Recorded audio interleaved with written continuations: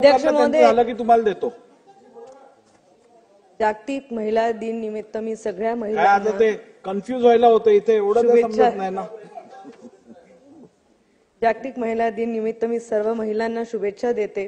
मला इथे बोलण्याची संधी दिली, मी त्याच्याबद्दल आभारी आहे आपले. मला एकच गोष्टी मांडायची इकडे की महिला म्हणून आम्ही रोज आपलं स्वतःची अस्तित्व साजरे करतो. महिला झाल्याचा आम्हाला गर्व आहे आणि सगळीच गोष्टी चांगल्या आहेत. या सभागृहात बसलेले सगळेच आहेत जे त्यांच्या आईकडनं प्रेरणा घेतात. तिथे शपथ घेताना सुद्धा आपण आपल्या आईचं नाव घेऊन शपथ घेतो. तर आई ही मोठी प्रेरणादायी व्यक्ती आपल्या आयुष्यात असते. आपल्याला प्रेरणा घेण्यासाठी खूप काही असे महिला आहेत ज्यांच्यावर मी इथे बोलायचं विनंती करेन. आपल्या सर्वांची मी विनंती इकडे करेन की आज ज्याप्रमाणे आपण या सभागृहात आणि विधिमंडळाच्या परिसरात अनेक महापुरुषांच्या प्रतिमा उभारल्या आहेत, त्याचप्रमाणे इतिहासामध्ये आपले महान कार्याने ओळख निर्माण करणारे महिलांसुद्धा प्रतिमा उभारले पाहिजे अशी मी इकडे सभागृहात विनंती करेल.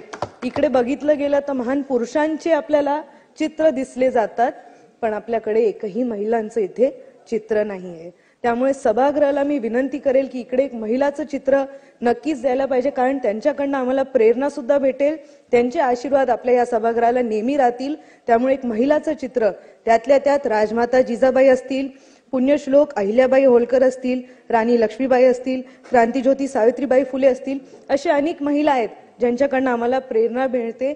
त्यामुळे मी या सभागृहाला विनंती करेल की इकडे एक चित्र किंवा सभागृहाच्या परिसरात एक महिला त्यांचं तरी काहीतरी योगदान जे त्यांनी करून गेलेले आहेत त्यांचं इकडे काहीतरी मांडलं पाहिजे. मला इथे बोलण्याची संधी दिली त्याच्याबद्दल मी आभार मानते. माझ्या मतदारसंघातले खूप लोकांना माझ्याकडनं खूप अपेक्षा आहेत आणि महिला म्हणून मी त्यांच्या अपेक्षा पूर्ण करायचे पूर्ण प्रयत्न करेल. धन्यवाद.